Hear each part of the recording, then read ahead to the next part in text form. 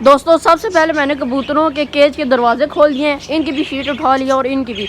और दोस्तों देखें, मैं इनको डेली बेसिस पर मैं इनको छल्ली डाल रहा हूँ और देखें कितने ज़्यादा तुक्के पड़े हुए हैं। आज भी सुबह डाल के गया हूँ और ये सारा चट कर गए हैं माशाल्लाह, बहुत शौक से ये छल्ली खाते हैं। हेलो गाइस, अस्सलाम वालेकुम, this is your boy Saifullah from RSU vlogs and welcome back to another vlog. उम्मीद है कि आप सब खैर खैरियत से होंगे। तो आज के व्लॉग को स्टार्ट करते हैं। उम्मीद है कि आपको हमेशा के व्लॉग्स की तरह पसंद आएगा। और आज कुछ टिप्स मैंने आपको देनी है बर्ड्स का। मैं दाना लेकर आया हूँ और दाना जो है उसमें क्या मिक्स करना है वो मैं आपको टिप्स दूंगा। तो वीडियो को पूरा देखिएगा, लाइक कीजिएगा, कमेंट कीजिएगा, चैनल को सब्सक्राइब करके जाइएगा। तो दोस्तों कबूतर हमारे बाहर आ चुके हैं और यहाँ पर अपनी मस्तियाँ कर रहे हैं। और ये देखें हमारे जो यहाँ पर पेड़ मैंने लगाए थे, तो देखते हैं कब तक ये पेड़ लगते हैं। वो देखें डोली में दोनों गए हुए हैं और अभी इनका दाना भी मैंने चेंज करना है। ये देखें छली इनको भी डाली थी, इन्होंने पानी में तुक्का गिरा दिए। और पालक मैंने इनको डाली हुई है चारों पोर्शंस में। दोस्तों पालक लेने का सबसे बड़ा नुकसान मुझे ये होता है, ये पूरा एक गड्ढा मिलता है पालक का और वो पूरा लेना पड़ता है। और बर्ड्स तो ज़्यादा डाल भी नहीं सकता पालक के, इनको मोशन भी लग जाते हैं। और पालक देखें आज भी मैंने हालांकि ज़्यादा डाली है लेकिन खाई नहीं है इन्होंने उतनी, और ये पालक ऐसी बड़े बड़े ख़राब हो जाती है। रैबिट्स से तो उनको डाल देता था, अब रैबिट्स भी नहीं है। और उनकी वो स्टिक गिरी हुई है पिंक वाली, वो भी अभी मैंने लगानी है। और इन सब की शीट्स अभी मैंने आकर उठाई हैं क्योंकि सुबह कॉलेज जाने से पहले मैं उठा लेता हूँ, लेकिन आज मौसम ज़रा ख़राब था, मैंने कहा कि शीट्स नीचे ही हुई रहे। कबूतर ये हैं हमारे, और हमारे ऑस्ट्रेलियन पैरट्स के केज के अंदर छलियों के तुक्के ही तुक्के हुए हैं। रोज़ छली ये चट कर जाते हैं, बिल्कुल इतने शौक से खाते हैं कि मैं छली बस रखता जाता हूँ और मेरे से डरते नहीं है, फ़ौरन आके छली खाना शुरू हो जाते हैं। तो दोस्तों मैं ऊपर आया था अभी तोतों का दाना लेकर, दाने के शापर देखें यहाँ पर पड़े हुए हैं और वो मैंने उस बाल्टी में डाल दिया है। और भी बहुत कुछ है दिखाने के लिए इस दाने में मैंने क्या क्या मिक्स किया है। आज मैं आपको पूरा बताता हूँ कि ब्रीडिंग के लिए जो दाना होता है सही अच्छा वो कैसे तैयार किया जाता है। तो अभी जो है सबसे पहले जी हमारी फिंचेस को मैं देख रहा हूँ कब से डोली में जा रही हैं, लेकिन दोबारा इन्होंने अंडे नहीं दिए। एग्जीबिशन की मादी बाहर आई हुई है, अभी देखें फिर बॉक्स में चली गई है, अभी तक अंडा नहीं दिया होगा जहाँ तक मेरा ख्याल है। और मैंने चेक भी कर लिया हुआ है इन्हें। यहाँ पर देखें हर तरफ गंद पड़ा हुआ है और मैं दिखा ही देता हूँ पहले, इतना सस्पेंस डालते ही नहीं हैं हम। तो ये देखें इस बर्तन में ये कैप्सूल पड़े नज़र आ रहे होंगे और सीज़र, और ये 2 अंडों के छिलके ये क्यों नज़र आ रहे हैं। तो जी मैं आपको बताता हूँ कि ये दाना लाया हूँ मैं। दाने में मैंने क्या क्या मिक्स किया है, ये अंडे के छिलके नज़र आ रहे होंगे, 2 अंडे मैंने मिक्स किए हैं दाने में। और ये सीज़र जिस बाउल में पड़ी है उसमें कैप्सूल जो पड़े हैं वो भी मैंने यूज़ किए हैं। एवियन 600 mg के कैप्सूल में लाया था 6। ये देखें कैप्सूल के पत्ते भी पड़े हुए हैं और मैंने सारे कैप्सूल डाले हैं। मछली के तेल के कैप्सूल भी दाने में डाले हैं, 2 अंडे भी डाले हैं और सही तरीके से मिक्स करके रख दिया है। अब इसको छाँव में सूखने के लिए रखना है और ये बंद रहेगा। कल से मैं ये डालना शुरू करूँगा दाना। लाया तो मैं 4 अंडे था, 2 अंडे ये पड़े हुए हैं, लेकिन जब 2 मैंने डाले हैं तो वो मुझे इतना लगा है कि काफ़ी रहेंगे। और इन 2 अंडों को फिर किसी दिन उबाल के तोतों को डाल देंगे ताकि वो अंडों की भी डाइट खा लें। दोस्तों इस जो डाइट का मेन मकसद है इतने कैप्सूल और 2 अंडे डालने का मकसद ये है कि इनमें हीट हो जाती है। अंडों में तो वैसे भी आपको पता है काफ़ी हीट होती है, फिर जो एवियन की कैप्सूल आई हूँ मछली के तेल की उनमें भी काफ़ी हीट होती है। एक तो ये इनको ब्रीड पर लाने के लिए बहुत मदद देता है। ये दाना जो मैंने मिक्स किया है इंग्रेडिएंट्स डालकर, ये काफ़ी हेल्पफुल साबित होते हैं इनको ब्रीड पर लाने के लिए। और साथ में यहाँ पर ठंड भी काफ़ी होती है, इसलिए जब वो खाते हैं दाना उसकी वैसे ही तासीर गर्म हो जाती है तो उससे ये ठंड से भी बचे रहते हैं। हालांकि बल्ब तो मैं ऑन करता हूँ, रात को इनके केज के अंदर आओ तो ये महसूस होता है कि अंदर 2-2 हीटर लगे हुए हैं, इतना हीट अप हुआ होता है इनका केज। शुक्र अल्हम्दुलिल्लाह इनको यहाँ पर ठंड नहीं लगती जी।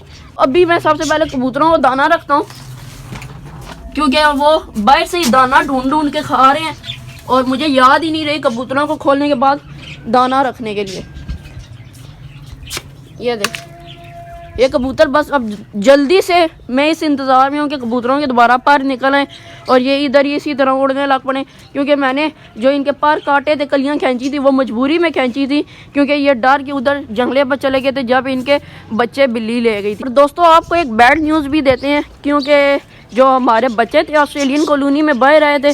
दोस्तों इस बार हमारे पास 14 बच्चे टोटल निकले थे कॉलोनी में और बच्चे अभी अंदर कॉलोनी के सिर्फ 3 बच्चे हैं जो बाहर आ गए थे। और मैंने आपको शायद लास्ट वीडियो में ये भी बताया था कि जो बच्चा है वो काफ़ी लेज़ी था, एक ग्रीन कलर का बजरी वाला, वो भी एक्सपायर हो गया। बाकी 3 माशाल्लाह हेल्दी एंड एक्टिव हैं, अंदर अपने माँ बाप के पास ही घूम रहे हैं इधर उधर। वो देखें अभी सारे रेस्ट मोड पर बैठे हुए हैं, कोई मादियाँ डोलियों में, कोई मादियाँ बाहर बैठी हुई हैं।